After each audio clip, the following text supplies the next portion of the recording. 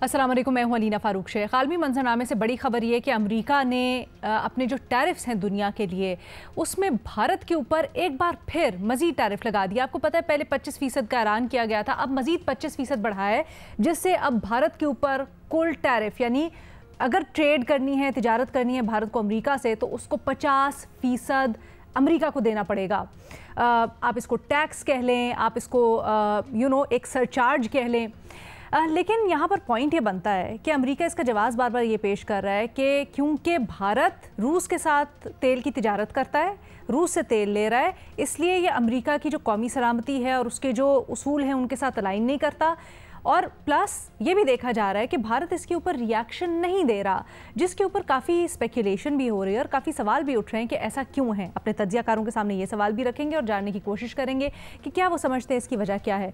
लेकिन ये जो भारत के ऊपर अब 50% टैरिफ लग गया है, इससे पाकिस्तान क्या हासिल कर सकता है, ये ज़रा जानने की सबसे पहले कोशिश करते हैं। क्योंकि आपको पता है पाकिस्तान के ऊपर तो 19% टैरिफ लगाया है अमेरिका ने, और दूसरी तरफ अगर आप देखें ओवरऑल तो फिर ताल्लुकात भी बड़े इस वक्त अच्छे नज़र आ रहे हैं। दीगर शोबों में इन्वेस्टमेंट की भी अमेरिका ने बात की है, तो कैसे फ़ायदा उठा सकते हैं पाकिस्तान, ये जो सारी सूरत हाल बन रही है इससे। हमें ज्वाइन करें महमूद सरफराज साहबा, शहजाद इकबाल साहब, मज़हर अब्बास साहब और इरशाद भट्टी साहब भी हमारे साथ मौजूद हैं। इकनॉमिक और इसके जो दीगर पहलू हैं उनके ऊपर, दोनों के ऊपर नज़र डालेंगे। बट शहजाद, सबसे पहले आपसे शुरू करना चाहेंगे, इकनॉमिक पहलू इसका हमें थोड़ा सा समझाइएगा। भारत की खामोशी क्यों है और पाकिस्तान इस सिचुएशन में कितना फ़ायदा इससे हासिल कर सकता है, ख़ासकर इकनॉमिकली, अगर भारत के ऊपर अब 50% टैरिफ लग गया तो? बहुत शुक्रिया अलीना। पहले मुख्तसर पाकिस्तान पे बात कर लेते हैं, क्योंकि पाकिस्तान के ऊपर 19% इजाफी टैरिफ है। तो ये समझना चाहिए हमारे व्यूअर्स को कि ये जो इस वक्त अमेरिका टैरिफ लगा रहा है ये इजाफी टैरिफ है। पाकिस्तान मोस्ट फेवर्ड नेशन है यूएस के साथ जो हमारा एग्रीमेंट है, तो उसमें बिटवीन 3.5% टू 17% वैसे ही जो अशिया हम एक्सपोर्ट करते हैं उस पर टैक्स लगता है। So this is 19% over and above.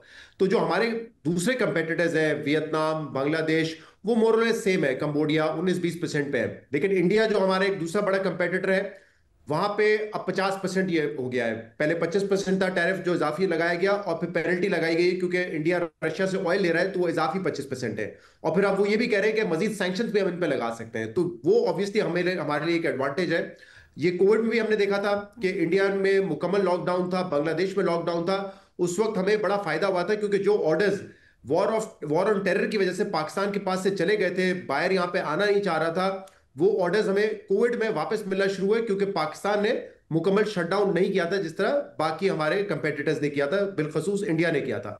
तो उसको देखते हुए ये जरूर लगता है कि अगर इंडिया के ऊपर ये टैरिफ रिजीम जारी रहता है, उनकी फर्दर नेगोशिएशंस अगर नहीं हो पाती, तो पाकिस्तान उससे जाहिर सी बात है इंडिया के मुकाबले में बेहतर जो है वो टैरिफ दे सकेगा। वहां पे कंज्यूमर्स को अपने प्रोडक्ट्स जो है वो बेहतर प्राइस पे दे सकेगा। बट क्या पाकिस्तान इससे कोई बहुत ज्यादा फायदा उठा लेगा एक्सपोर्ट्स में? मेरे ख्याल से फौरी तौर पे ये मुमकिन नहीं है, और उसकी दो वजह है। एक तो हमारी जो टोटल कैपेसिटी है वो इतनी ज्यादा नहीं है, एक्सपोर्टेबल सरप्लस जिसको कहते हैं, कि क्या हमारे पास इतनी कैपेसिटी है कि फौरी ये जो कंपनीज हैं एक्सपोर्ट बढ़ा लें, बड़े बड़े ऑर्डर्स दे लें? नहीं, ऐसा नहीं है, उसमें टाइम लगेगा। दूसरा ये कि अभी भी इस बात का अंदाजा लगाया जा रहा है कि शायद इंडिया भी आगे जाके कोई ना कोई डील कर ले और बेहतर उनको ऑफर मिल जाए। अब उस पर मैं आगे बात करना चाहता हूं, लेकिन हो सकता है इंडिया ये भी सोच रहा हो कि ठीक है, ट्रंप साहब के 2.5-3 साल है और इसके बाद कोई नई या डेमोक्रेट आ जाएगी या रिपब्लिकन में से कोई और आएगा, तो शायद हम उनके साथ बेहतर डील कर लें। क्योंकि अभी भी कहा जाता है कि वहां पे जो इन्फ्लुएंस है इंडियन लॉबीज का वो अच्छा खासा है, लेकिन क्योंकि Trump is a man of his own mind, तो वो इस वक्त अपने तौर पर फैसले कर रहे हैं। तो शायद पाकिस्तान को एक महदूद इसमें फायदा तो हो, लेकिन कोई ऐसा नहीं कि हमारे एक्सपोर्ट्स कोई 5 या 10 बिलियन डॉलर इससे बढ़ जाएंगे। अच्छा। लेकिन मैं थोड़ा इंटरेस्टिंगली बात इंडिया पे करना चाह रहा हूं। देखिए, एक चीज तो ये है, और हर बंदा अपने मुल्क के हवाले से सोचता है, तो अगर एक फेयर एनालिसिस करेंगे तो उसमें आप ये देखेंगे कि इंडिया कह रहा है कि अगर हमें फायदा हो रहा है रशिया से तेल खरीदने का, और उस वक्त जब ये जंग शुरू हुई थी यूक्रेन की, तो आपको याद होगा, और अभी भी स्टेटमेंट्स मौजूद है, जो अमेरिका के सफीर थे इंडिया में उनका स्टेटमेंट भी है, और जो इंडिया के एनर्जी मिनिस्टर है उनका भी ये स्टेटमेंट है कि उस वक्त तो खुद अमेरिका ने कहा था कि आप तेल खरीदें रशिया से ताकि जो प्राइसेस हैं वो स्टेबल रहे, क्योंकि India is the third largest buyer of oil. तो अगर इंडिया भी रशिया से नहीं खरीदता और जाके दूसरी मार्केट से खरीदने लगता, तो फिर डिमांड इतनी एस्केलेट कर जाती कि प्राइसेस बढ़ जाती। तो उस वक्त तो यूएस उनको सपोर्ट कर रहा था कि ठीक है आप खरीदें। अब देखिए मसला है, मैं थोड़ा कंपैरिजन करना चाहूंगा। पाकिस्तान जिस पोजीशन में है ना, हम जो है इस वक्त, तो चले डोनाल्ड ट्रंप भी पाकिस्तान की फ्लैटरी कर रहा है कि हम बड़े जबरदस्त हैं, हम भी कर रहे हैं जवाब में। बट पाकिस्तान इस पोजीशन में नहीं है कि अमेरिका के साथ किसी भी किस्म की निगोसिएशन या निगोसिएशन में कोई रेजिस्टेंस दिखा सके। हमारे लिए $1-2 बिलियन भी जो आईएमएफ के होते हैं ना, वो जिंदगी और मौत का सवाल बन जाते हैं। इंडिया रेजिस्ट इसलिए कर रहा है क्योंकि वो ये गेज कर रहे हैं या कैलकुलेट कर रहे हैं कि उनका फायदा किसमें है और नुकसान किसमें है। तो जो 25% टैरिफ जब लगे थे, तो उनके जो इकोनॉमिस्ट थे वो कह रहे थे कि 0.3% इसका इंपैक्ट हमारी जीडीपी पर आएगा। हमारे $45 बिलियन तक की जो एक्सपोर्ट है वो कुछ ना कुछ हद तक मुतासिर हो सकते हैं जो हम यूएस में करते हैं। लेकिन वो ये कह रहे थे कि 10 माह में, जब ये यूक्रेन वॉर शुरू हुई, तो 10 माह के अंदर इंडिया ने जो रशियन ऑयल खरीदा, जो कि कहा गया था कि एक सर्टेन प्राइस से आप ज्यादा उस पर नहीं ले सकते, उससे उनको 10 माह में 17 से $18 बिलियन का फायदा हुआ है। ठीक है, तो अब ये वजह है कि इंडिया, एक तो हम कहते हैं कॉस्ट बेनिफिट उधर, हाँ, कांग्रेस कर रहा है और इसमें सियासी उनसर भी मौजूद है, मैं उस पर आता हूं बाद में। लेकिन अगर आप इकोनॉमी के परफॉर्मेंस से देखें या इकोनॉमिक डिसीजन के तौर पे देखें, तो इंडिया को ये गेज करना है कि रशिया और ईरान से सस्ता तेल खरीदना हमारे लिए ज्यादा बेनिफिशियल है, या हम अपने कुछ एक्सपोर्ट्स को सैक्रिफाइस कर दे टुवर्ड्स यूएस, तो उससे हमारा कम नुकसान है। ये उनको कैलकुलेट कर रहा है। हमारे लिए कोई ऐसी कैलकुलेशन नहीं है, हमें कोई फर्क नहीं पड़ता इससे। तो हम तो ऑब्वियसली जो हमें डील मिलेगी we will take it and we will not resist.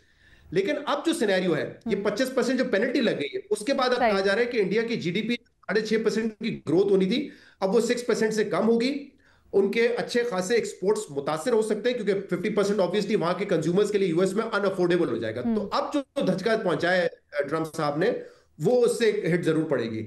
लेकिन मैं ये कहना चाह रहा था, देखिए जो मोदी साहब के साथ हो रहा है एक स्ट्रॉन्ग मैन इमेज में, जब वो अब फार्मर्स की भी आपने देखा ना, फार्मर्स की खुशामद कर रहे हैं, मतलब अब सियासत तो इस पे कर रहे हैं कि फार्मर्स को हम कैसे अकेला छोड़ सकते हैं, जबकि यही फार्मर्स 2020-21 में एहतजाज कर रहे थे और महीनों तक एहतजाज करते रहे, लेकिन उनकी सुनवाई नहीं हो रही थी। फिर एक्सट्रीम प्रेशर डाला जब सुनवाई हुई, लेकिन आज वो कह रहे हैं कि अमेरिका अपने प्रोडक्ट बेचना चाहता है, एग्रीकल्चर प्रोडक्ट्स या डेयरी प्रोडक्ट इंडिया में, तो हम रेजिस्ट करेंगे क्योंकि हम अपने फार्मर्स को चाहते हैं। तो मुझे इस बात की तो खुशी हो रही है कि मोदी, जो कि एक बुली रहा है पाकिस्तान के लिए खासतौर पर, अब जो हरकतें वो करता हुआ है, एक बड़ा बुली उसको बुली कर रहा है, जो कि डोनाल्ड ट्रंप साहब है। लेकिन हमें भी इसमें एक सीख है, हमारे लिए एक सबक है कि देखिए ट्रंप ने दो लोगों के साथ जो किया है, एक तो इमरान खान साहब के दोस्त थे, इमरान खान साहब की बड़ी उम्मीदें थी, वो पूरी नहीं हुई। मोदी साहब कहते थे अगली बारी ट्रंप सरकार, उनकी दोस्ती काम नहीं आ रही। इसीलिए हमें भी अपने फैसले जो है देखभाल के करने चाहिए। डोनाल्ड ट्रंप पे मुकम्मल इंसार करके नहीं करने चाहिए। आज वो हमारे साथ हैं, कल वो बदल भी सकते हैं। तो इसलिए हमें इसमें एक मोहतात अंदाज होने की जरूरत है कि पाकिस्तान को बुली। अच्छा, आपसे मजीद भी सवाल है, जरा इसको मजीद समझने के लिए आपके पास वापस आऊंगी। ये बड़ा आपने एप्ट लिखा है, इसके ऊपर एक पंजाबी कहावत भी है, चोरा नू पै गए मोर। तो इस वक्त एग्जैक्टली वही हो रहा है मोदी साहब के साथ कि वो जिस तरह से बुली करते थे, बुली मीट्स अपने से ज़्यादा बड़ा बुली। लेकिन मेहमन, ताज्जुब इसलिए है क्योंकि वो नरेंद्र मोदी और भारत जो हर चीज़ के ऊपर रिएक्ट करते हैं, वो इस चीज़ के ऊपर रिएक्शन में मोहतात क्यों हैं? हम देख रहे हैं कि पहले तो अपोजिशन भी बड़ा कह रही थी कि आप कोई जवाब दें, क्यों नहीं दे रहे हैं, लेकिन इंडिया उस तरह से नहीं कर रहा है। इसकी वजह क्या है? किस चीज़ का इंतज़ार कर रहा है भारत? जी लीना, देखिए सबसे पहली चीज़ तो ये है कि ट्रंप जो है वो एक अनप्रिडिक्टेबल शख्स है और कुछ भी कर सकता है। So you never know with him कि आज क्या है कल क्या हो जाएगा। मतलब आप खुद बताएं कि किसने सोचा था, लोग तो यही सोच रहे थे कि ट्रंप आ रहा है, मोदी सरकार का जो है दोस्त आ रहा है, तो इंडिया को बहुत ज़्यादा बेनिफिट मिलेगा, इंडिया बहुत आगे चला जाएगा और चाइना बहुत पीछे रह जाएगा। लेकिन आज हम क्या देख रहे हैं कि जो सारी जो टैरिफ का मिसाइल चल रहे हैं, टैरिफ वॉर जो हो रही है, इसके अंदर चाइना को उन मिसाइल का सामना नहीं है जो भारत को उन मिसाइल का सामना है, यानी कि बिल्कुल रोल एक रिवर्सल हो गया। तो ये एक चीज़ है। लेकिन बहुत सारे पॉलिसी एक्सपर्ट्स ये कहते हैं कि जहां और मिसाइल होंगे, नेगोशिएशन जारी बात है अभी तो चल रही है, जो 50% के ऊपर जो एडिशनल जो 25 लगाया है।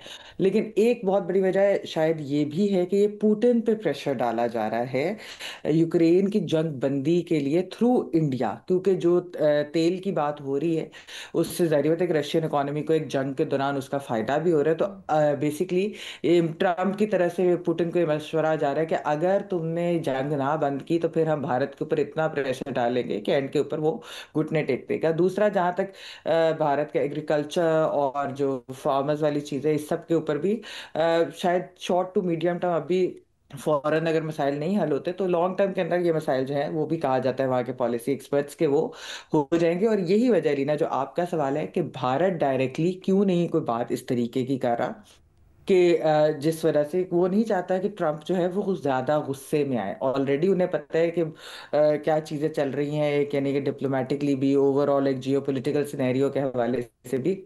तो इसलिए वो अपने मुफादात को बचाने के लिए मोदी जो है, वरना आपने जिस तरह यहाँ पर अभी बात हो रही थी कि वो एक बहुत बड़ा बुली और जिस तरीके की वो बातें करते हैं, तो वो कोई इस वक्त बड़ा बोल इसलिए नहीं बोल रहा क्योंकि उसे पता है कि ट्रम्प को जो है वो राजी करना है और वो आहिस्ता आहिस्ता ही हो सकता है।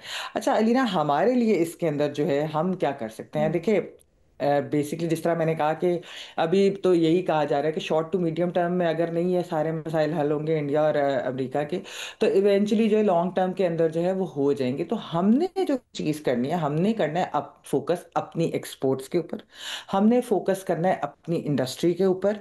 हमने जो देखे, आप यहाँ पर ये देखें कि बांग्लादेश जो है वो 20 पर अगर है और हम 19 में हैं, तो ये 19-20 का ही फर्क जिसको हम कहते हैं वही है। और भी ममालिक, जैसे अभी शहजाद ने बताया कि कंपेटिटर जो हमारे ममालिक के पीयर्स हैं हमारे, तो उनके ऊपर भी कोई उस तरीके से ज़्यादा कोई टेरिस तो नहीं है। तो हमने अपनी इंडस्ट्री को किस तरीके से कंपेटिटिव बनाना है, हमारा फोकस ये होना चाहिए। और हमें ये भी ज़हन में रखना चाहिए कि इंडिया के साथ मामला इवेंचुअली अगर अमेरिका के तय हो जाते हैं, तो हमने उसके अंदर भी किस तरीके से अपने लिए एज रखना है। एक चीज़ अलीना बहुत इंपॉर्टेंट है, हमने यहाँ पर देखा है कि हम अपने अगर आप अपनी फॉरेन पॉलिसी देखें तो 70 सालों के अंदर बहुत ज्यादा जो हमारे फॉरेन पॉलिसी का फोकस होता था वो होता था जज्बात पे, यानी कि हमने कोई भी चीज जज्बात पे चलते थे। लेकिन अब हमें जो चीजें, इसको बदलना है, हमें ये समझना है कि दुनिया के अंदर फॉरेन पॉलिसी जो है वो मुफादात की बुनियाद के ऊपर होती है। तो हमें अपनी इकोनॉमी को ओपन करना है, हमें ठीक है। अपने ईज ऑफ डूइंग बिजनेस करना है, हमें इस तरह की चीजें करनी है, हमें रिजिड नहीं इन चीजों के ऊपर होना। तो मेरे ख्याल में बेसिकली बजाय इसके कि हम अच्छा महमूद, ये कोई आपका बड़ा दिलचस्प जुमला था जब आप कहती हैं कि अगर भारत और अमेरिका की कोई डील होती है तो उसके अंदर पाकिस्तान को अपने लिए कोई एडवांटेज तलाश करना है। ये कैसे हो सकता है? नहीं लीना, मैंने कहा कि इवेंचुअली जब इंडिया की डील हो जाएगी, अभी तो देखे ना जिस तरह अभी शहजाद ने भी एक्सप्लेन किया कि क्योंकि उन पे जो एडिशनल 25% के नहीं है पेनल्टी वाले, जो 50 अगर हो जाता है 50 है। तो फिर तो हमें काफी चीजों में एज हो जाता है। लेकिन अगर खाली उनके ऊपर ये 25 ही रहता है, वो रीनिगोशिएट जिस तरह अभी तो है उनके पास टाइम, वो ही रहता है, तो फिर उस तरीके से हम कंपेटिटिव नहीं हो सकते। क्योंकि ये तो हमारे अपने इंडस्ट्रियलिस्ट भी यहाँ पर कहते हैं कि भारत के अंदर एक लेबर, ऊपर से उनकी एनर्जी कॉस्ट, उनकी जो बाकी सारी चीजें, वो ज्यादा इंडस्ट्री फ्रेंडली है या बिजनेस फ्रेंडली है। तो बिल्कुल उसमें हमारे लिए, तो अगर इनकी eventually short to medium term अगर इनकी नहीं होती, लेकिन अगर लॉन्ग टर्म सही है। इनकी डील इवेंचुअली हुई, तो पाकिस्तान को इसलिए फायदा उठाने के लिए तो इवेंचुअली अच्छा, अपनी इंडस्ट्री, हम अपनी इकोनॉमी के ऊपर तो बात कर रहे और हैं, अपनी एक एक्सपोर्ट के जियोपॉलिटिकल ऊपर जो कर रहे हैं। सिचुएशन है, एक जो जियोपॉलिटिकल सिचुएशन है उसको भी मैं चाहती हूँ कि हम एनालाइज करें। शायद भट्टी साहब आप कहिएगा, अब खास तौर पे जब हमने देखा है अभी भारत का कोई रिस्पॉन्स नहीं आ रहा अमेरिका के टैरिफ्स के मुकाबले में, लेकिन एक चीज़ बड़ी दिलचस्प हुई है, भारत ने कहा है कि वो चीन का दौरा करेगा और इसके ऊपर अब सबकी बड़ी नज़रें टिकी हुई हैं। क्या आप समझ सकते हैं, क्या समझते हैं इस फ्रंट पर क्या हो रहा है? क्या यहाँ पर पाकिस्तान को मोहतात रहने की ज़रूरत है या यहाँ से पाकिस्तान कुछ अपने लिए फ़ायदा निकाल सकता है? मैडम शेख, जो मईशत की बात है वो तो कमोबेश शहजाद इकबाल साहब और महमल सरफराज साहबा ने कर दी कि बाबा जी, मेरे बाबा जी ट्रंप साहब के जो बदलते रवैये हैं उसमें हमें कोशिश करनी चाहिए अपनी मईशत की बेहतरी जितनी हद तक मुमकिन हो सके, जितने जोगे हम हैं वो कर सकें। तिजारत, सरमायाकारी अमेरिका के करीब जितना आया जा सकता है, IMF, वर्ल्ड बैंक, अक़वाम मुत्तहिदा मामलात को जितना कंट्रोल किया जा सकता है, और दहशतगर्दी के ख़िलाफ़ जो हमारी जंग है और उसको कितना इसमें फ़ायदा, इस दोस्ती को इस फ़ायदे में ढाला जा सकता है, या दोस्ती नहीं मतलब पसंदीदगी को इसमें कितना ढाला जा सकता है। और भारत को जिसने हमें हर मुहाज पर तनहा करने की कसम खा रखी थी, अब थोड़ा सा रिवर्स गियर भी लगाया जा सकता है अगर हम अक्लमंदी से खेलें तो ये तो मईशत का हो गया।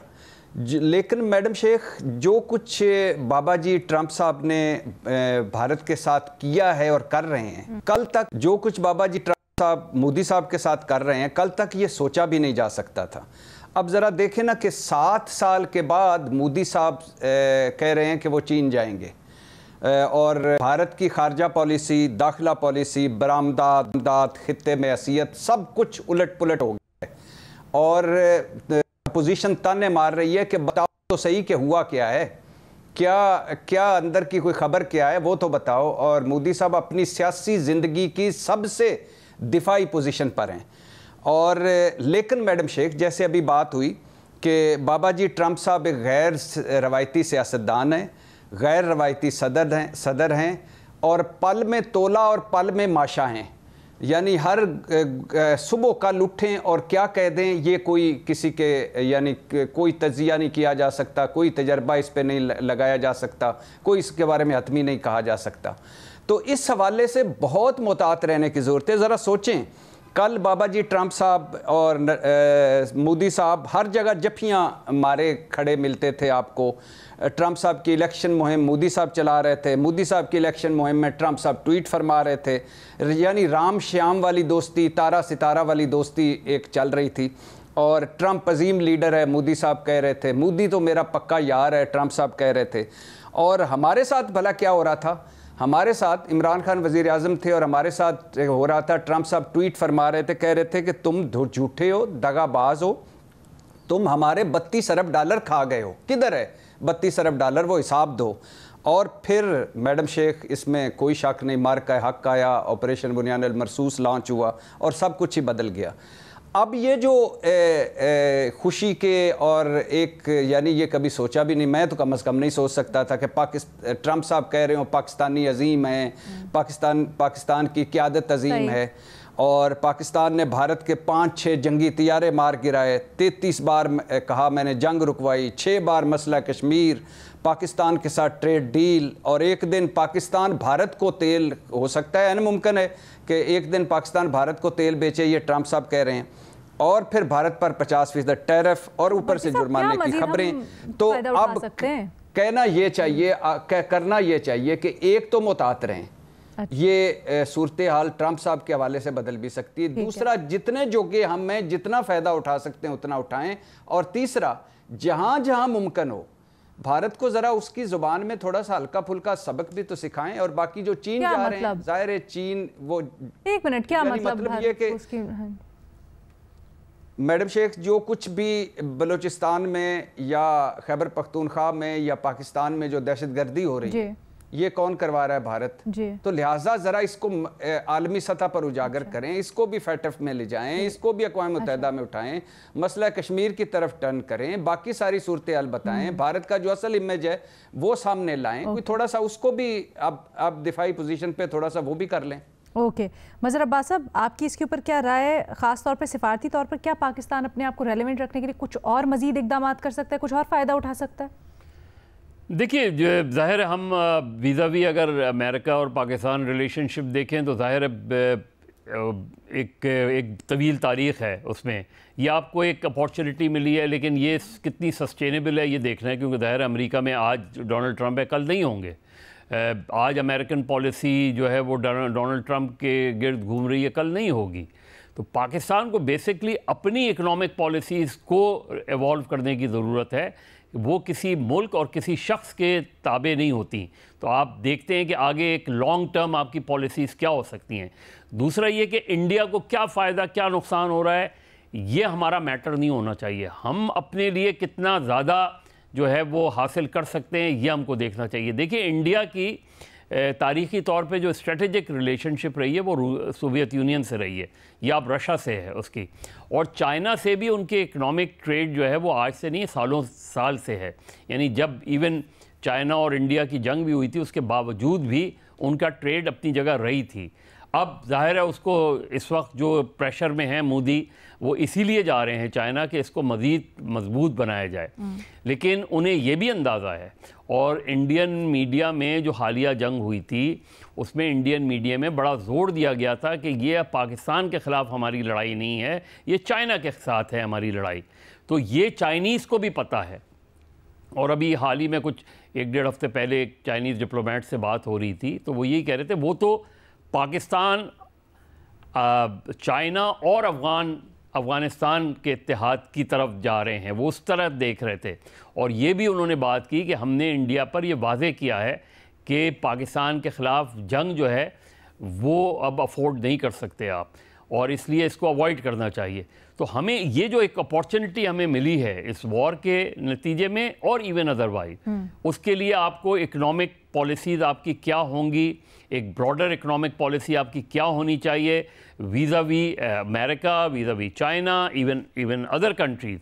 इंडिया में ज़रूर ये डिबेट चल रही है, क्योंकि सिर्फ इंडिया ही इस टैरिफ से अफेक्ट नहीं हो रहा, ब्राज़ील भी हो रहा है और भी ऐसे ममालिक हो रहे हैं वहाँ।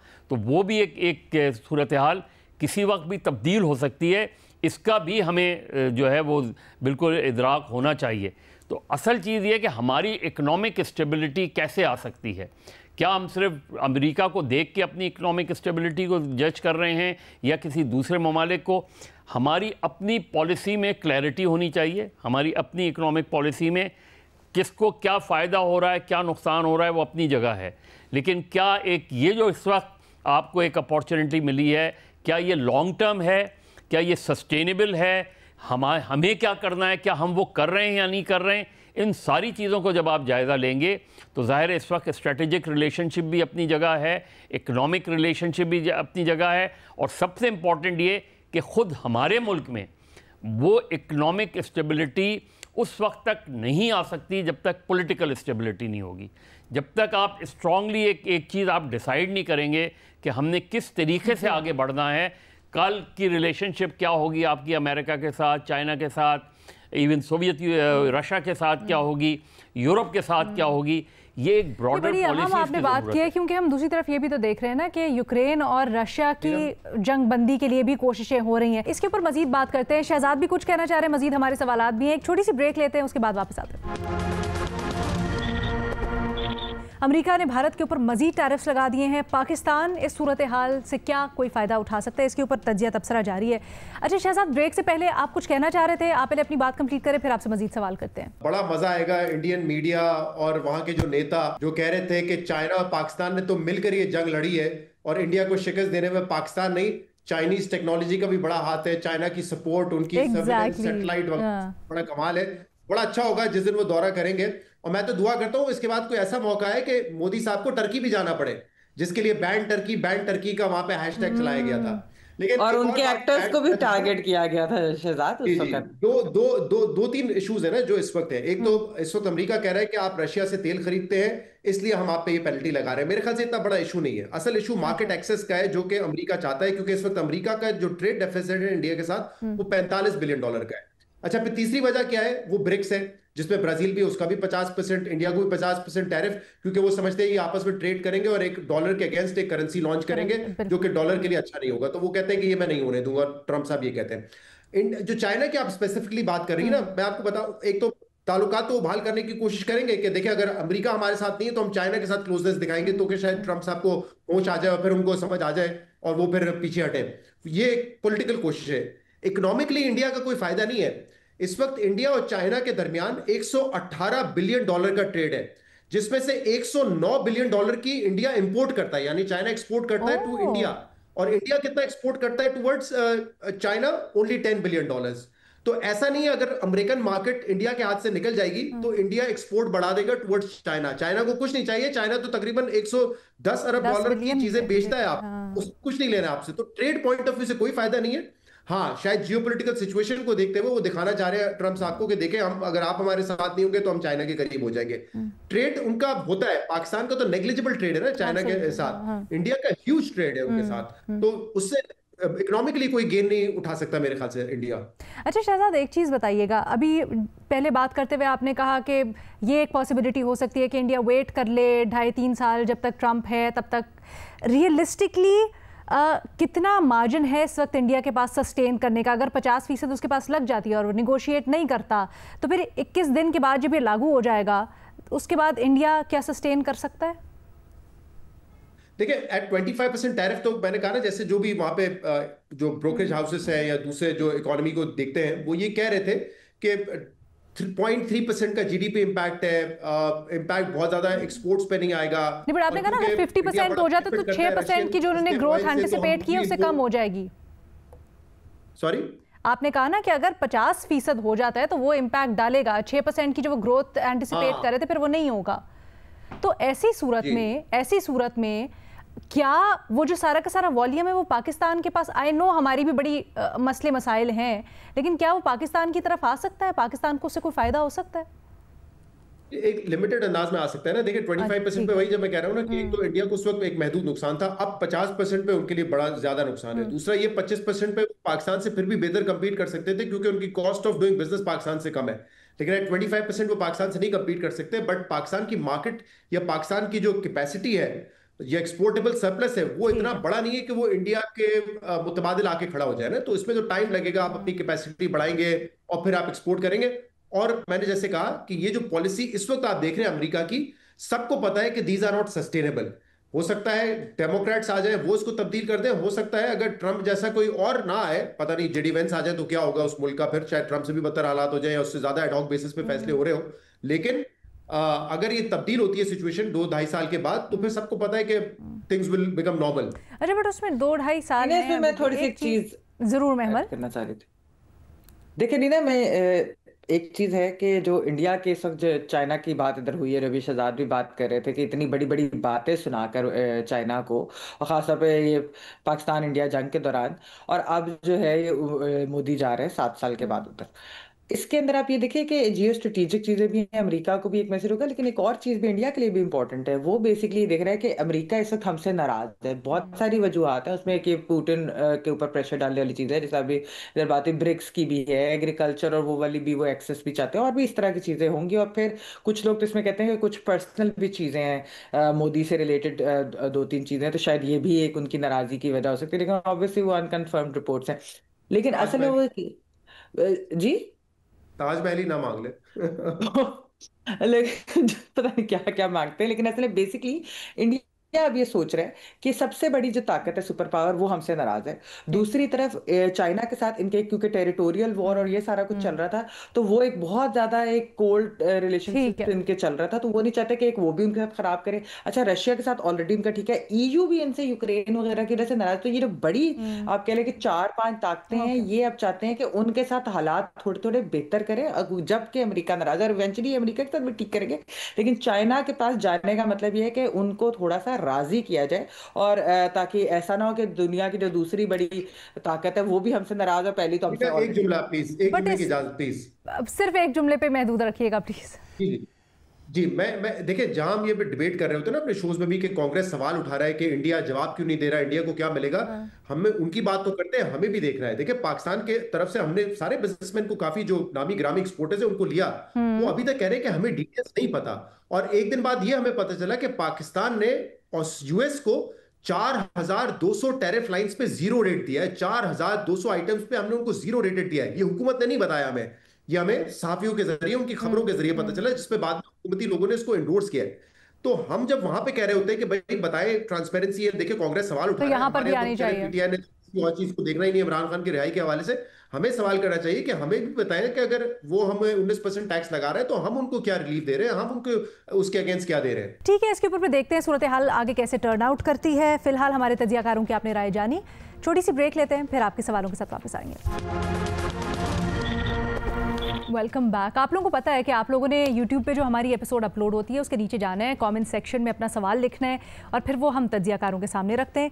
यही सवाल जो कल हमें भेजे गए वो आज रखते हैं तजियाकारों के सामने। मज़हर साहब, आपसे सवाल किया गया है कि आज़म नज़ीर तारड़ कहते हैं कि सज़ाएँ अदालतों ने दी हैं। इस पे जब बहस की बात हुई है, इस पे कमेंट की बात हुई, तो उन्होंने कहा कि अदालती फैसलों को चैलेंज किया जा सकता है, लेकिन इनके ऊपर ऐवान में बहस नहीं हो सकती। आप कैसे देखते हैं इस बयान को? नहीं, क्यों नहीं हो सकती? कोई इस वक्त मैटर सब जुडिस तो नहीं है। अनटिल अनलेस कोर्ट ये कह दे कि मैटर सब जुडिस है तो आप गुफ्तगू नहीं करें। देखिए, लीडर ऑफ द ऑपोजिशन कौमी और सूबाई असम्बलियों के भी, सेनेट के भी अगर जो है वो डिस्क्वालीफाई हो रहे हैं, एक MNAs MPAs सेनेटर्स अगर डिस्क्वालीफाई हो रहे हैं, तो क्यों नहीं बहस हो सकती? आप बता दें कि अदालत का फ़ैसला है, अदालत का फ़ैसला पढ़ के सुना दें उनको, उस पर वो अपोजिशन लीडर। अवॉइड करना जो है वो मेरा ख्याल है ज़्यादा डैमेजिंग होता है कि आप अवॉइड करेंगे, वो बाहर आके बात कर लेंगे, असेंबली से बाहर आके बात कर लेंगे। तो मुझे कोई बहुत कन्विंसिंग आज़म नज़ीर तारड़ साहब का ये जवाब नहीं लगा जी, चूँकि सज़ाएँ ज़ाहिर है आप यही मौक़िफ़ इख्तियार करें कि जी हमने थोड़ी सज़ाएँ दी हैं, सज़ाएँ अदालतें, लेकिन बहस ना होना, क्योंकि अब फैसला आने के बाद वो एक पब्लिक प्रॉपर्टी है और उस पर बहस हो सकती है। बहुत से लोग कहेंगे फ़ैसला गलत है, बहुत से लोग कहेंगे ठीक है फ़ैसला, तो इसी तरीके से कौमी असम्बली और सेनेट में क्यों नहीं हो सकती। ठीक है, थैंक यू सो मच। आगे बढ़ते हैं, भट्टी साहब से सवाल। भट्टी साहब, पूछा जा रहा है जब अदालत किसी शख्स को सज़ा देती है तो उसे जेल जाना पड़ता है, लेकिन यहाँ कुछ लोग जेल जाने की बजाय अपने घरों में छुप गए। दूसरी तरफ एक सूबाई हुकूमत उन्हें पनाह दे रही है। क्या ये एक पाकिस्तान है? क्या इनका कानून अलग है और दूसरों का अलग है? जब PTI के तमाम अफराद को सज़ा हो चुकी है तो दूसरी हुकूमत उन्हें क्यों तहफ़्फ़ुज़ दे रही है? क्या ये कानून सिर्फ गरीबों के लिए है? मेरे भाई, यहाँ ये पाकिस्तान है और पाकिस्तान मेरे भाई, यहाँ से तो मुजरम इलाज के लिए लंदन भी चले जाया करते हैं, पूरे मुजरम ख़ानदान समेत जद्दा भी चले जाते हैं, मुजरम इक़्तिदार में भी आ जाते हैं। जिस दिन फ़र्द जुर्म आयद होनी होती है उस दिन बाप बेटा प्राइम मिनिस्टर और चीफ मिनिस्टर का हलफ उठा लेते हैं और जो मुल्ज़म है वो कानून बदल देते हैं, अपने करतूत नहीं बदलते, कानून बदल देते हैं और कानून बदल कर अपने केसों को सामने रख कर अपने वकीलों को साथ बिठाकर सारा कुछ बख्शवा लेते हैं। तो मेरे भाई, ये पाकिस्तान है। किसने कहा है कि एक है सब के लिए? 10% लोगों के लिए और पाकिस्तान है, 90% लोगों के लिए और पाकिस्तान है। 10% के लिए कानून और है, 90% के लिए कानून और है। और दूसरी मेरे भाई, ये जो कानून है ये सिर्फ गरीबों के लिए। अदालतें रातों को खुलें, छुट्टी वाले दिन खुलें, फुल डे समाते हों, घर की बेसमेंट में फ्री होम डिलीवरी ज़मानत मिले, ये सब सो कॉल्ड बड़ों के लिए है, गरीबों के लिए कदम कदम पर छितर हैं। और जो कल हो रहा था वही आज हो रहा है और जो आज हो रहा है यही कल होगा। और इसमें कुछ हैं, अलबत्ता ये जो बात हुई कि सज़ाएँ हुई, कुछ हैं, ज़ाहिर है वो गिरफ्तारी से पहले हर बंदा चाहता है कि उसको कोई अगली अदालत में रिलीफ मिले, अदालतों से रुजू भी किया है, लेकिन ये जो पनाहगाहें होती हैं या कोई पनाह देता है, ये तो सरासर गलत है और ये नहीं होना चाहिए। ये कल भी हो रहा था, ये आज भी हो रहा है, ये कल भी होगा, क्योंकि ये पाकिस्तान ही लोगों का है। ठीक है, थैंक यू भट्टी साहब। शहजाद इकबाल साहब से सवाल हो रहा है कि बानी PTI ने ऐलान किया है कि जिन मेंबरान असम्बली को नाअहल किया गया है इनकी नशिस्तों पर कोई इंतखाब नहीं लड़ेगा। ज़िमनी इलेक्शन में हिस्सा लेने का मतलब होगा कि हम इनके नाजायज़ अमल को जायज़ करार दे रहे हैं।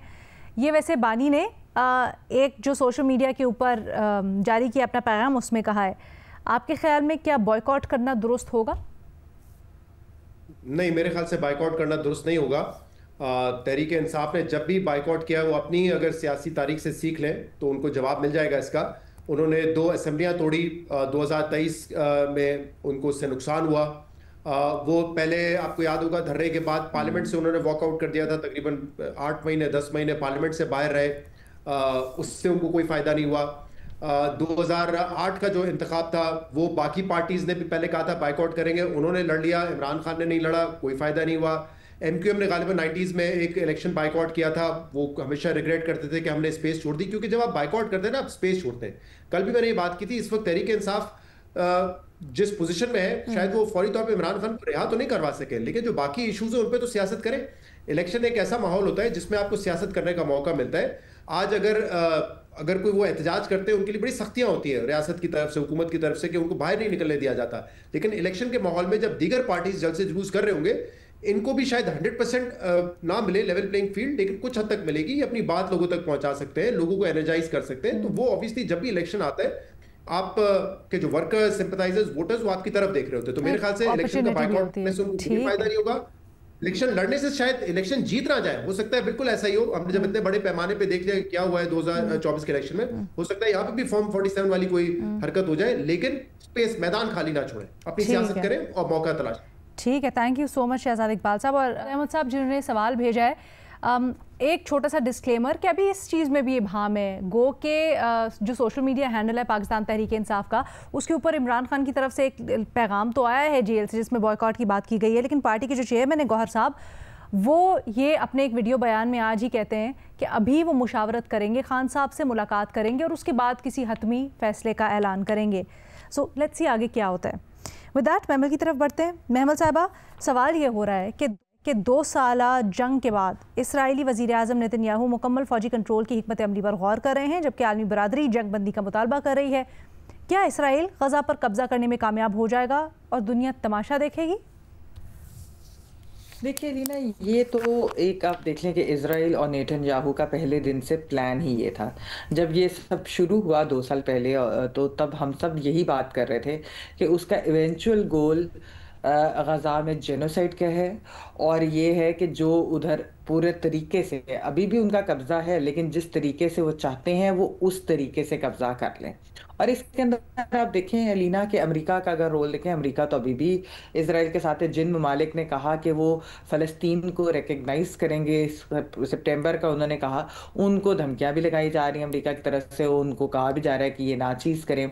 तो ओवरऑल अगर आप देखें तो मैं ये कहूँगी कि वेस्टर्न ममालिक में ख़ास तौर के ऊपर उन्होंने जो इसराइल की सपोर्ट की है थ्रू आउट दीज 2 years, उसकी वजह से आज इस नहज पर पहुंचे हैं। जो लोग ये कह भी रहे हैं कि सितंबर में जो है हम रिकग्नाइज करेंगे, आप मुझे बताएं कि स्टारवेशन जो है वो आपको नजर आ रही है अब जाकर?